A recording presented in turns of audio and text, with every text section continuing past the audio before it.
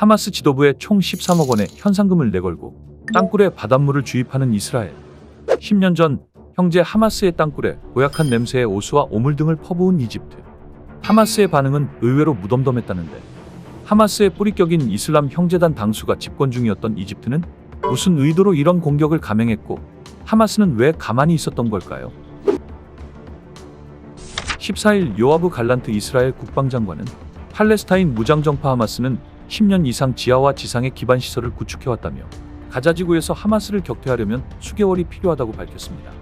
같은 날 이스라엘군은 하마스 지도부를 체포하기 위해 총 13억 원의 현상금을 내걸기도 했는데요.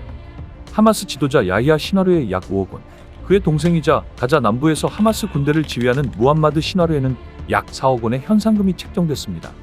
앞서 미 월스트리트 저널에 따르면 이스라엘군은 최근 하마스가 가자지구 곳곳에 설치한 땅굴 속으로 바닷물을 넣기 시작한 바, 일명 땅굴 침수 작전에 돌입한 이스라엘군은 바닷물을 끌어오기 위해 지난달 5대의 펌프를 설치했고 이후 2대의 펌프를 추가했는데요. 총 길이 500km에 달하는 지하터널을 파괴하고 하마스 지도부와 대원, 인질들이 지상으로 올라오게 하는 것이 이번 작전의 핵심 목표입니다. 그런데 하마스를 겨냥한 수공, 즉 물을 사용한 공격 전법은 비단 이스라엘군만 펼친 것이 아닌데요. 이집트는 지난 2013년 가자와 시나이 반도를 잇는 땅굴에 고약한 냄새의 하수, 오물 등을 주입한 것으로 알려졌습니다. 해당 오수 주입으로 가자와 시나이 반도 국경에 있었던 200개 넘는 땅굴 중 20여 개의 땅굴을 폐쇄할 수 있었는데요. 당시 이집트 영토인 시나이 반도에서는 순위파 급진 무장단체 이슬람 국가 IS를 비롯해 각종 무장 테러 집단의 공격이 빈번했습니다.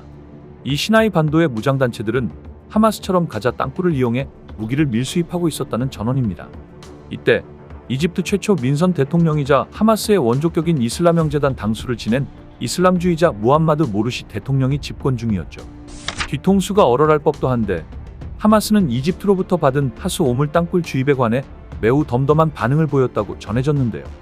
당시 하마스 측은 주권국가인 이집트가 필요에 의해 취한 입장을 이해한다며, 이집트 또한 우리가 생필품을 얼마나 필요로 하는지 이해해주기 바란다.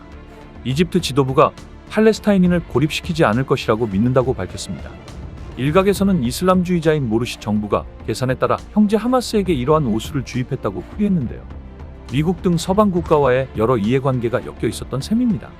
실제로 미 의회는 모르시 정부의 경제원조 패키지를 중단한 바 있고, 이에 이집트는 여전히 당국이 미국에게 쓸모있는 우방이라는 것을 증명해야 했죠.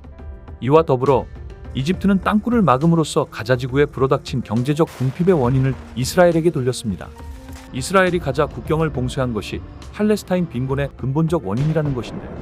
한편 모르시 정부를 군부 쿠데타로 전복한 압델 파타 LCC 대통령도 지난 2015년 9월 이스라엘 요청에 따라 가자와 이집트 국경 사이 땅굴에 바닷물을 주입했죠. 이 또한 하마스의 지하 네트워크를 파괴하기 위함이었습니다.